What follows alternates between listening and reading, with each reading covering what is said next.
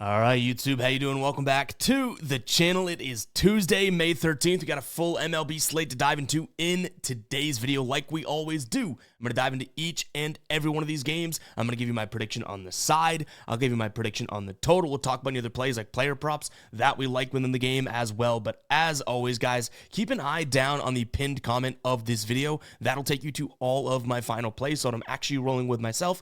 If that does interest you, it's absolutely free down in the pinned comment. All right, YouTube, how you doing? Welcome back to the channel. I tell you guys I'm a dummy all the time. They don't suck. They've just been sucking. Get them down to -3, 4 more juice than Jose Canseco in his prime. Tell me you're new without telling me you're new. So don't go jumping down my throat in the comments, right? If you want to fade me, or if you do want to ride me, this still leaves a bad taste in my mouth, right? And remember, more chins, more wins. In terms of yesterday / last night, man, when it rains, it pours. We have a really bad, we could take a womp womp on the chin for that, a really bad MLB night, and the Celtics situation. I'm not going to talk too much about basketball here on the MLB show, but man, oh man, being a big Celtics fan and watching everything unfold last night is just like, what are we doing, right? On top of me in my feelings about the MLB night, yikes. The only positive is that, like, some way, somehow, these bad MLB nights this year have been, like, few and far between, which I guess is a positive, and you can't avoid these nights. But man, oh man, like I said, when it rains, it pours. Hopefully do a little bit better today. No guarantees in this damn industry, but we can also, I should say, we can at least try, right? That's what we can guarantee every single day that we attempt. But let's go ahead and dive into this slate. Guys, hit that like button, hit that subscribe button as well. Let's get rocking here. We got Cleveland taking on Milwaukee. So yesterday, Cleveland wins this one 5-0. Freddie Peralta didn't even look all that terrible. Didn't look phenomenal, but didn't look all that terrible, right? But if you look at that game, Cleveland ended up scoring, what is it, 3 in the fourth, and it's okay, 1 bad inning, and then the bullpen, they get 1 more off Freddie P, and then I think 1 late as well. The problem, I would say, is that Milwaukee just did squat offensively. I mean, you have Ben Lively, who didn't even pitch more than 3 innings, but only 1 earned run there. Then they go to the bullpen, and this team only had, like, I want to say it was 6 or 7 hits the entire game, so I don't really expect them to do that again. Logan Allen's on the mound today, though I think he's a good pitcher. He's definitely had his struggles this season. He's a lefty. I expect Milwaukee to be a slightly better team against lefties here. I'm going to lean slightly towards the over in this one. We do have a little bit of rain coming in this game, and then there is wind, I believe, blowing, but the wind is actually blowing out towards left field, which is the shorter part of this Guardians ballpark, right? So I kind of like the idea of an over, even though, like I said, we do have some rain, but we're going to have, warm weather around 70 degrees and wind blowing out against 2 pitchers, Quinn Priester and Logan Allen, that I don't really want to trust as far as I can throw them. So over is going to be my spot in this one, and then honestly, kind of think the Brewers bounce back. I'm not a big believer in this Cleveland offense. We're going to see Logan Allen, who, again, has been struggling. He's definitely been struggling at home as well. And Milwaukee, at least Priester is going to throw, the slider, which is a decent pitch for him. The cutter should be a good pitch against this Cleveland team. So maybe Priester has somewhat of a decent night. Is this my favorite game on the board? Much like yesterday, no, but I still do think that I would lean Milwaukee as well as the over, and honestly, the over being something that I'm more interested in. Next up, Baltimore taking on Minnesota here. So Cade Povich on the mound for Baltimore, going up against Simeon Woods Richardson. This is another one where I think I start to like an over, but I'm going to lean towards Minnesota on the money line for +120 right now for a couple different reasons. So if we dive into our dashboard, and I can show you how you guys can get access to the Guy Boston Sports dashboard each and every day, but there's a couple important things that I want to know. You'll see here that Cade Povich, okay, versus right-handed bats really struggles, and you throw it up here, okay, well, there's actually a ton of righty bats, including a switch hitter that's going to be batting righty today if this is, the projected lineup, if it stands. So all of a sudden we have Minnesota, a bunch of righties. Cade Povich struggles against righties, right? He also throws a ton of fastballs, a ton of changeups, a ton of sliders. Minnesota, fastball, changeup, slider, looks pretty damn good there as well, right? You flip it over to Minnesota, well, against left-handed pitchers in the last 30 days here, they've been crushing. 294 average, best. That's good enough for third best in the league. The power numbers, so ISO and slugging, top 10 as well. They're hitting a lot of ground balls, but needless to say, Cade Povich isn't necessarily a guy who could see his ground ball to fly ball rate that he's going to keep it on the ground. So I like Minnesota in this spot for the plus money. If they were the -130 team, I probably wouldn't be all over it. If you do like Baltimore, you like that they're at home, I get it. Woods Richardson has been really bad on the road this year. He's going to throw a lot of fastballs, a lot of sliders, a lot of changeups. Baltimore's kind of mediocre at that, but they do hit righties a hell of a lot better. So sure, if you like Baltimore, it's probably because you're wanting to fade Simeon Woods Richardson. But to me, there's enough there for a plus money flyer potentially to be played on Minnesota. But I don't mind the over either in this one, like I already said, because you have two pitchers that I really don't want to trust in this spot. I've loved Cade Povich, I should say, not like you know what, I liked him. I shouldn't even say loved. Early on in the year, I thought that he was going to have a very good year and all that. Well, me liking him has resulted in a 5.55 ERA, a 1.54 whip, a FIP of 5.04, an average against of nearly 300. When pitching at home, an average against of literally 300. So, yeah, not exactly someone that I want to back there. Give me the over as well as Minnesota. Guys, getting access to our MLB dashboard is super, super simple. Over on GuyBostonSports.com, GuyBostonSports.com, you'll see members area, top right of your screen, right? You click MLB dashboard. Now, I'm not logged in, so it's going to say, hey, you need a membership. If you do have a membership, and we'll get to those in a second, you'll see this. It's going to pop up the dashboard right away. You can open up the dashboard. You have each and every game broken out in a visual way, in a visual format, so you can save time researching in the morning, after work, whenever you're pulling this up. You get each and every game broken out and all the key statistics that I personally like to look at, and that's how this dashboard came about. We literally made this so that I could have a more efficient process in the morning, in the evenings, and that type of thing when researching it and trying to get acquainted for the games, with the games for the videos. Now, again, if you're not logged in, you will see that thing that says, okay, membership required. We do have 3 membership options available right now. We have the All Sports membership, which is every dashboard that we have throughout the year you get access to, the NBA membership, which is $2.99 per month, and the MLB dashboard here, you get $4.99. If you do these, obviously the NBA or the MLB, you only get that sport. We have the NBA and MLB live right now. So I would recommend the All Sports, because the good thing is the more we add and all that, these prices are subject to change and they may go up, right?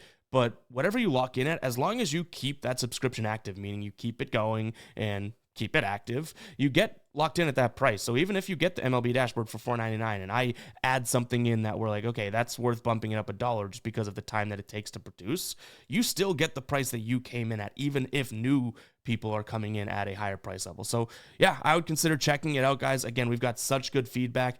It takes time. The one thing, and we've had some emails and exchanges with people and whatnot, trying to work through the dashboard to help out. This thing takes time to really sink your teeth into. If you like numbers, you like data, it will make sense if you give it time. You can't just come into this and look at this and be like, oh, I know exactly what to play now. No. It helps you learn and it helps you kind of adapt and be able to pick up on things, but it won't happen right away. So take your time with it, go through it, obviously analyze it. And you know what I like to do? Print it out and write all over it and scribble it. One of my favorite things to do is print this out, watch a game, and just make some notes in sort of the dead area around it. Maybe that's kind of just nerdy of me or whatever, but it's actually pretty damn fun. So consider checking it out, guys. Again, GuyBostonSports.com. All right, Detroit taking on Boston. So I believe we have an opener for Detroit, and then Kyler Montero is listed to start, but obviously keep an eye on the pitching just to make sure it's the case. Brian Bayo, who's coming off of what I would consider a pretty good start, right? He's listed as the starter here for the Red Sox. Yesterday was a tough one. Tanner Houck gets absolutely shelled, and one more start like that, and I'm absolutely out on Tanner Houck. I still have this like in my mind that he can be good because of how good he was last year, but the dude literally is like allowing 1 run per inning at this point. But Brian Bayo, again, he's had more good than bad this year, which is very, very good. Kyler Montero, honestly, I don't know exactly what I want to make out of him when we take a peek at his game log. It looks like he's also had, I guess you could say, some good, some bad. I think he has 4 starts so far this year. Most recently was just about a week ago. And yeah, he's pitching really, like he had a really good game in Colorado, but it's against Colorado. Baltimore, he pitched pretty well against, but he only pitched 4 innings. Same thing with San Diego. I mean, he only pitched 4 innings, but then he got hit up against Milwaukee, his first start of the year. Got kind of hit up. So what do we make of him? Do we really put much weight or emphasis into what we've seen out of him in Colorado? I don't think so. So as much as it kind of pains me to like the Red Sox because they just seem so volatile as a Red Sox fan, I'm going to trust Brian Bayo here in this spot. Now, do I trust their bullpen? That I would not really want to say yes to, but at the same time, they are well rested. So I think this is either going to be a Red Sox first 5 or a Red Sox full game for me, and it really is trusting the damn bullpen, which I guess is can get a little dicey. But right now, Red Sox minus 115 in the first 5 with Brian Bayo on the mound. So far this year, they've been pretty good. He's won or pushed in all of his first 5 starts this year. Seattle, Cleveland, Minnesota, and Texas. Detroit's probably the best offense because when they saw Seattle, they weren't as good as they are now. So this is probably the best offense that he's seen. But you know what? I still think that it could be worth taking a flyer on him. So go out there, do your thing, Bayo, and hopefully he can play pretty well. And maybe the Red Sox can get to Montero and or the starter there. In terms of a total, I would say that, it's tough to lean towards an under when I want the Red Sox to hit up, Holton / Montero, whoever ends up getting the most innings there. But it is also tough to take an over when I think Bayo is going to pitch pretty well. So I think I would just more lean towards Red Sox team total over. That way we don't have to mess around with, do we think Bayo's going to have a good game or not, and that type of thing. Next up, Cincinnati taking on the White Sox, and definitely a chance of a final play in this one. Cincinnati minus 0.5 in the first 5. So the White Sox, as we know, not exactly a very good offense, right? Cincinnati goes in these little ruts of being good offense, bad offense. They scored 0 runs yesterday. Now they was that 2 days ago maybe? Now they have a nice little spot here against Jonathan Cannon, who's pitching for the White Sox, who what we know about him and what we know about Cincinnati matches up pretty well, right? Cannon's going to throw a ton of fastballs. Cincinnati likes to hit the fastball, and they've actually kind of come along at hitting the slider as well, which would be his next pitch. Now, I will say Jonathan Cannon has been good against, or good being the farthest I'd go, good against lefties this year, but luckily, if we do like the side that we're on, Cincinnati, this is a really righty-dominant lineup for Cincinnati. So I like to see that, even from the perspective of, switcher like Ellie, he's going to be batting from actually, he'll probably be lefty. So I guess that is fair. But 2 or 3 lefties projected in his lineup today doesn't all that much, concern me. So Andrew Abbott's on the mound. He hasn't been the best at home, but it is a very tough ballpark to pitch at home. So I guess that is fair. But again, Chicago, bad offense. Cincinnati, I think, will bounce back from 0 runs in their last game. And for what it's worth, and, not that these trends always matter, but Cannon,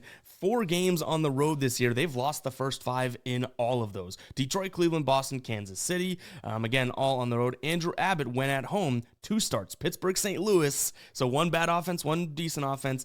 Both of those, they've won the first 5. So give me Cincinnati in a bounce back spot here, first 5. When it comes to a total, I want to take over. Because of the weather, because we're in Great American Ballpark.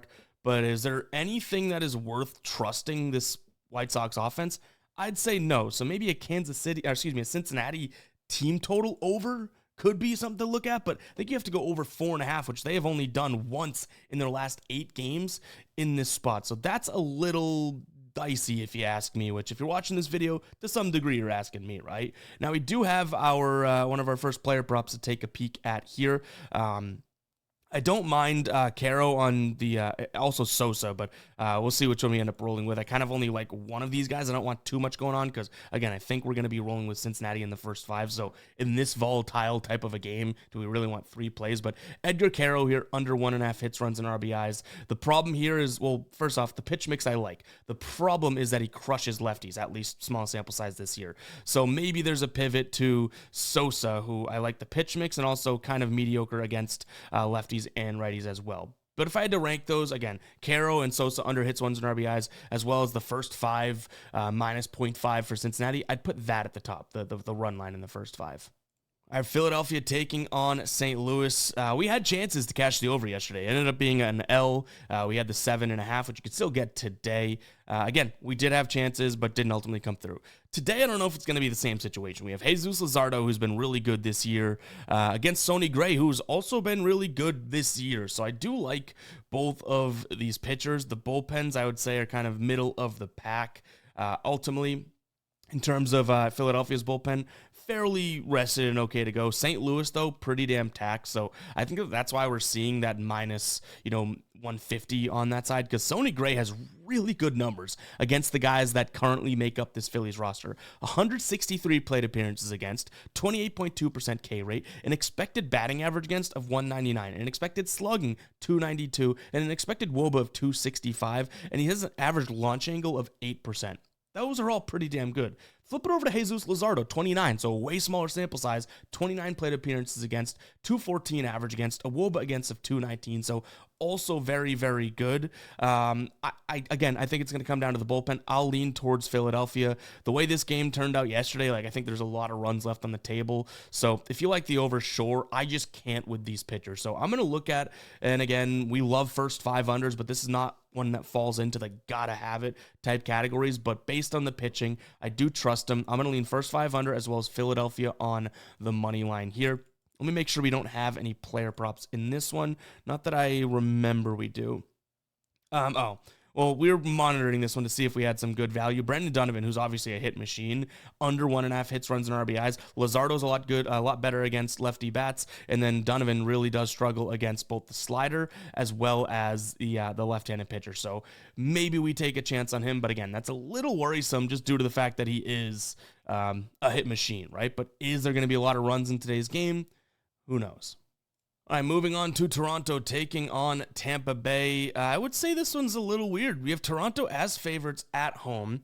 Tampa Bay not playing the best baseball, but Toronto sweeping Mariners. So is that the reason? Because we do have Shane Baz on the mound, who's been really good, really good on the road this year. Going up against Jose Barrios, who some of his numbers look pretty good. He's managing games well, but some of his advanced numbers don't look all that great. And him historically against this this Rays team, he's kind of struggles some. So yeah, I'm kind of confused as to why and where we're getting these odds from and the reason behind it. Because I think Tampa Bay is in a good spot to win this game. And again, you're getting, what at least most recent odds, plus 120 on them is something that we're seeing. Head-to-head, they've dominated this Toronto team as well. When they are away in Toronto, they've won, I believe it was 4 of the last 6.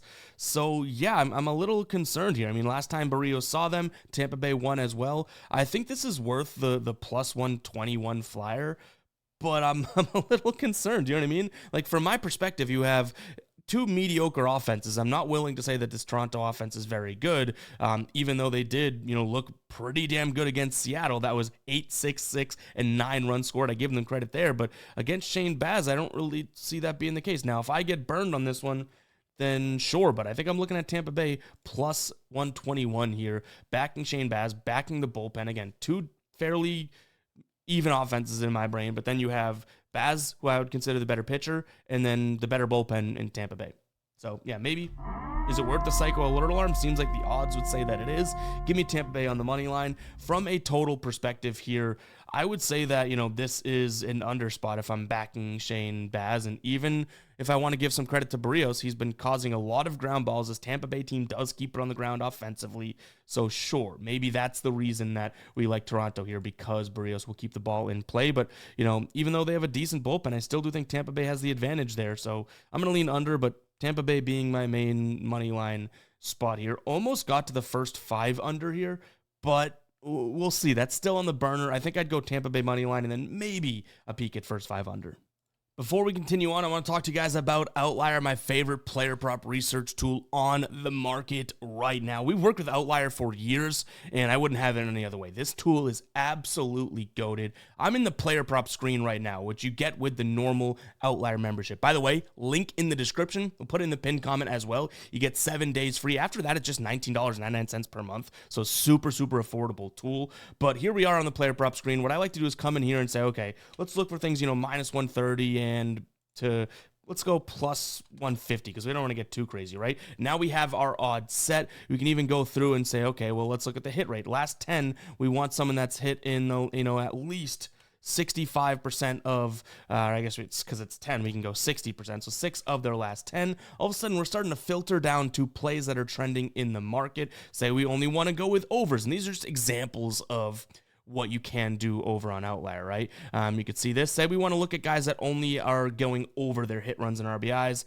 as well as their total bases. Let's find that, right? So bases, boom, and hits, runs, and RBIs. All of a sudden, now we have that big slab of stone. We're starting to chisel this thing down into plays that we are interested in. Say we only want to look at the Red Sox and Tigers game. Boom. Now we have a simple pot of plays that we can take a peek at. You click into one of these, you can dive down and say, okay, well, look at this. Gleyber Torres has been crushing recently. He's going up against a right-handed pitcher today, though, so his batting average drops against righties. Brian Bayo actually pitches better against right-handed bats. But how about the pitch mix, the sinker? Okay, his WOBA goes up. The slider, WOBA goes down. So you're kind of going back and forth here. You can even get as nitty-gritty as looking at the heat maps. The sinker, down and away, Bayo pitches. Gleyber Torres likes it up and away, up and inside. The slider, he likes it over the plate. Down and away, Bayo pitches. The changeup, you can go through all of the pitch mix. There's so many cool tools within this player prop screen. You can also look at it from a game perspective. If you want to break it down, you can see where the money is, where the percent of bets are. One cool thing, and if you're short on time, insights right here. You can set all your filters the exact same, but these are just trending plays in the market with a brief explanation as well as odds. And you can dig in and kind of see these as well, just like we just did. Now, if you want to up your ante a little bit and have a little bit more of a premium membership, you get EV boosts, arbitrage, and middling. EV is really what I would prefer out of the four of these, but arbitrage, risk-free, all that stuff. What this is, you could set all of your, obviously, your, same filters and whatnot, but what this does is it compares mispriced lines and odds in the market to all of the other books out there. For example, Salvador Perez here to hit a home run. Now, obviously, this is still a risk in general, but looks like the over is plus 450, plus 390, plus 353. On other books, you're getting plus 500 over on FD. For example, you take a peek at the first 5-inning result here, plus 480 on FanDuel, plus 425, plus 460, plus 475, plus 390. And it's really cool. You can go in and mess with your filters and weigh specific books and everything like that. So it is very cool how you guys go out there and do this. So check it out. Again, the weighing is very cool. Say we wanted, Caesars and Pinnacle to be the two DVIG books, meaning the ones we actually look at as the fair price. You can kind of weigh these. So very cool, guys. That's all Outlier Pro. Check it out. That link will be down below in the description, as well as the pinned comment. No code needed for any of this. Just use the link and you will get your discount. All right, we can be pretty quick with this one. Mets taking on Pittsburgh. I do like the Mets in the first 5. They don't necessarily have the best of records here, and I will say Mitch Keller, who's pitching for Pittsburgh, has some decent numbers against this current roster, but Kodai Senga has been on absolute fire, so I'm willing to back him in the first 5. He's going to throw a lot of fastballs. Pittsburgh 29th in terms of runs above average hitting the fastball. We're going to see a lot of sliders out of Keller. We're going to see a lot of fastballs, so yes, that is what I'm looking at. You're still paying minus 140 for that first 5 run line. We do look like we have some bad weather there at City as well, wind blowing in, so maybe that's something that keeps us off. But at the same time, it's like, well, okay, the bad weather could potentially keep us off of it, but doesn't it also mean that Pittsburgh's gonna have to struggle with that weather, right? So yeah, give me the Mets here, minus the 0.5 in the first 5 as a potential final play. From a total perspective, I guess the weather is worth noting, so maybe we do take a peek at somewhat of, Kodai Senga pitching well and making it tough on this Pittsburgh team, under 1.5 in their first 5. We can also look at the full game and go Pittsburgh under 3.5, but you're paying a little bit of juice. So I think I just prefer Mets, minus the 0.5 in the first 5 and call it a day there. Atlanta taking on Washington. I'm going to sound the psycho alert alarm here, and probably rightfully so. I like Washington plus 205 today. Now, they've lost, 6 straight games? I get it. Not exactly the spot in terms of something that you'd normally be targeting. They lose yesterday 4-3, which meaning they stayed in that game, but it wasn't really they scored 2 runs in the top of the 9th, and they probably thought like, oh crap, we just tied this one up, and then Atlanta ends up scoring 1 in the bottom of the 9th. So yes, they kind of were getting beat 3-1 for the majority of that game. The thing that I like here, and we can just show you via the dashboard, makes it easier to explain, is that you're going to, next game, you're going to see Soroka on the mound, who I don't like, but Schwellenbach here against lefties kind of struggles, and there's a lot of lefties in this lineup, including Abrams, Wood, Lau, like in this lineup for Washington. So yeah, though their offense I don't really think is all that great, we could see an iffy type spot from Schwellenbach today. But again, I don't really like Soroka, so maybe the way to even back Washington to some degree would be to say, screw it, let's look at the over. Maybe that is something that we consider, because you get to the bullpen, and Washington's bullpen can blow this, right? But plus 205 seems like a not so crazy price in a sense. Seems like a crazy price, I guess, for the chance that this is, sitting there as because with plus 100, obviously I would put this more so at like a 39% chance to win, 40% chance to win, just like plus 154. Does that make sense? So yeah, I'm going to lean towards Washington. I think that price is a little bit too high. Again, do I have the cojones to roll with it myself? Not so much, because we are still rolling with Washington if that is the case, right? One spot that I could consider, and we keep considering and just have not been able to cash it yet or put it down as a final play, would be considering Josh Bell here under 1.5 hits, runs, and RBIs. I fear we've leaned it 3 games in a row now. I fear that we are kind of, I guess, late to the party, and if we were to roll with it, we'd get screwed right away.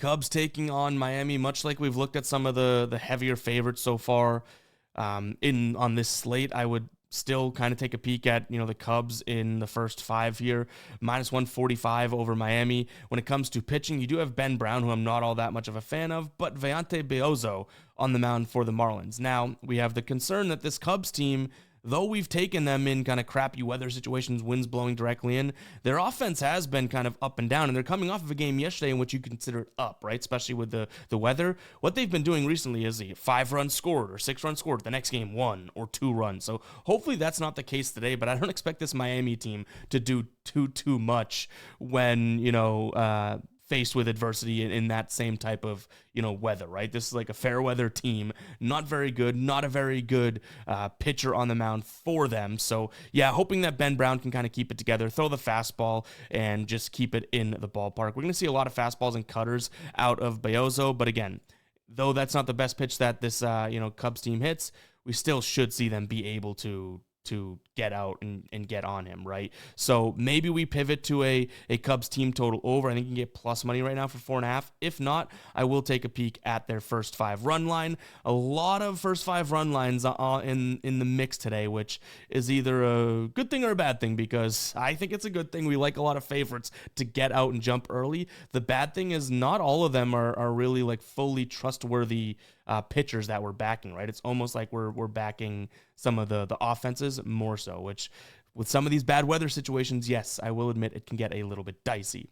In terms of a total, I like the under or a Miami Marlins team total under. Neither bullpen is all that fantastic, but I do think Ben Brown could be poised for a decent game today. I'm just kind of fading Beozo altogether, so that's why I'd rather bet the Cubs, because I want them to be able to go out there and score some runs, which would help our run line play.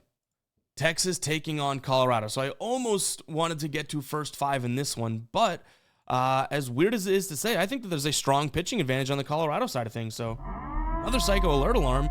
Kind of like the idea of Colorado in this spot. Texas's offense, I don't trust all that much. They don't hit lefties very well. And Jack Leiter, who, is to some degree has shown some good stuff, he really isn't all that great. So I'm going to lean towards an over, because again, Kyle Freeland is pitching for Colorado, and though he's been good, he's still been what I used to call him last year, free win or something like that. It's like he's still not very good. He's just been maybe the most serviceable Rockies pitcher so far this year. So I'm going to lean over and Colorado.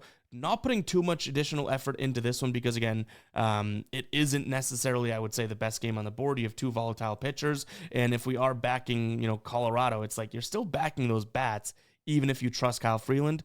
That might not be for me. All right, Houston taking on Kansas City, and at what point are we allowed to say that Kansas City may be starting to look good? Now, they've just scrounged out some of these wins. They are 8-2 in their last 10, and they're still not scoring many runs. They have 2 games that they scored above 4, more than 4 runs, right? Whereas even Houston, their offense looks like it's kind of kicking right now, which would be good in this case. I think that's ultimately what I end up leaning towards. I'm going to trust the better offense, and between Chris Bubic and Framber Valdez, I think that we have 2 fairly even pitchers. So if one team has a better offense, I'm going to trust that. Kansas City's bullpen did get a little bit of a go yesterday. So did Houston's. You had Ort, Okert, Scott, and Sousa all pitch a decent amount. So I would say the bullpens are fairly even. And if that's the case, I trust, Houston's a little bit here. So yeah, I think I'm going to, and also Framber Valdez very good against right-handed bats. There's a lot of righties in this Kansas City lineup.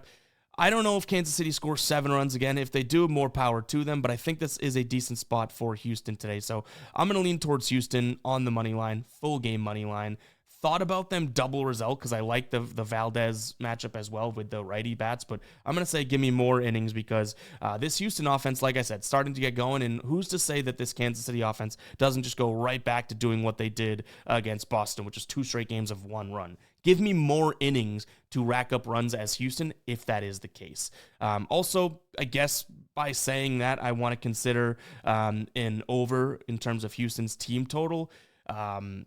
Because of the Valdez situation or matchup and the fact that we don't know exactly what I would say we're getting out of Kansas City offensively, I don't really want to touch that over 7.5. That tells me both pitchers are going to look pretty good to some degree. But right now, for over 3.5, which Houston has done plenty at home this year, they've been kind of crushing in 11 of 22 games. But actually, the first 6 home games they had, they didn't. So that would be 11 of their last 16 games they've hit over 3.5. Maybe that's something that we look at as well. Now, again, Bubic, what if he goes out there and pitches well? I get it, but I think Houston can bring some runs home today. So I'll take them on the full game as well as their team total over. Those actually both have chances of being final plays. All right, Seattle taking on the Yankees. Seattle did put up 5 runs yesterday, which is not a low number, but Yankees put up 11 and they won. Today we have Max Fried going up against Brian Wu on the other side. Both these guys throw fastballs, and one of these teams really hit the fastball well. The sinker is also another pitch that Brian Wu throws, and the Yankees hit that well. So as of right now, I do think it's tough to, roll with anything against the Yankees. Max Fried is on the bump. He's had a very good year. He's looked very good on the road as well. This is a pitcher-friendly ballpark. Just makes sense to me to roll with the Yankees. I would probably say, Yankees first 5 to some degree, and that's not because of, the bullpen being taxed or anything like that. No, their bullpen, most guys only pitched like 15 pitches yesterday. They should be good. I would say that it's more so I don't know if I trust this bullpen all that much. Now, Seattle's bullpen, fairly in the same boat, I would say, in terms of being good sometimes, being bad sometimes. But to me, it's just a spot in which I trust the Yankees to go out there and score. So 2 ways of going about this, right? We can either look at, I guess the Yankees team total over because Brian Wu has had a good year. We're getting a good price there. He has some really good numbers against this Yankees team, but in only 24 plate appearances. So we could look at the Yankees team total over if we wanted to just say, hey, go score runs. But if we want to involve Max Fried, I do think that we go pitcher for pitcher in the first 5 and roll with the Yankees first 5 there at -130. And I think that that's ultimately what we're going to do because if they get to Wu, that'll, we'll be able to notice that really quickly, and Max Fried, I do believe, should be in a fairly good situation here against Seattle, in which he has some good numbers against them as well. So this is first 5 money line, not first 5 run line, FYI. We just need Max Fried to have a good game, and Brian Wu, who I've actually liked this year, even though we didn't last year, we need him to kind of, I don't know, have a little bit of a regression type spot like he did last time out. He got hit up last time, but he was pitching pretty well before that. San Diego taking on the Angels. On the mound for San Diego, Dylan Cease going up against Jose Soriano. I started to consider the first 5 in this one because I do think Jose Soriano could kind of keep this offense suppressed. Don't know if we fully want to go with that, but based on that total, it does look like they're giving Soriano a little bit of credit here, right? So we might take a peek at it, but my concern, and you guys all know I'm all about listing my concern, even though, I like a play, I want to kind of see the other side and at least let you into my brain in terms of what I'm seeing on the other side. This is a San Diego offense that can score, right? I mean, yesterday, this final score, surprisingly, San Diego lost, but it was a 9-5 game.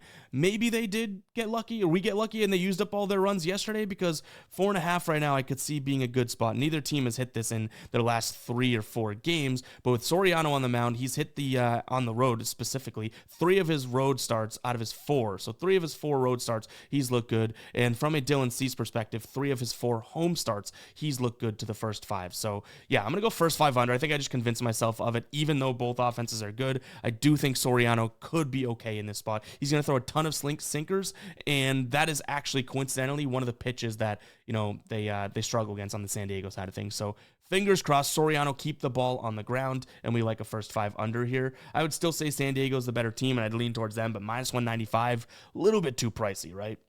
San Fran taking on Arizona. Kind of went back and forth on this one. We have Brandon Pfaadt on the mound for Arizona going up against Robbie Ray. Robbie Ray is like a big old question mark in my brain. And I feel like when I say that, people are like, oh, former Cy Young. Like, dude, if I say guy's a question mark, that's okay. We can have a question, right? You don't have to be decided about everybody, but he's kind of starting to come into form, right? He's pitched 3 straight games of really good baseball, 2 of which actually being 7 innings pitched. Has he faced this Arizona offense or an offense like that? Not so sure. And Brandon Pfaadt's coming off of a game in which he looked phenomenal. So yeah, you can make an argument on either side. This is a pick 'em for a reason. I'm going to say Arizona because I believe they have the better offense, but that's kind of the only reason. Like, I wouldn't be surprised if Robbie Ray comes out here and pitches well or anything like that. The top of the lineup doesn't hit lefties all that well, Marte being in particular, Carroll too. So yeah, there's definitely some way, shape, or form to get to San Fran here,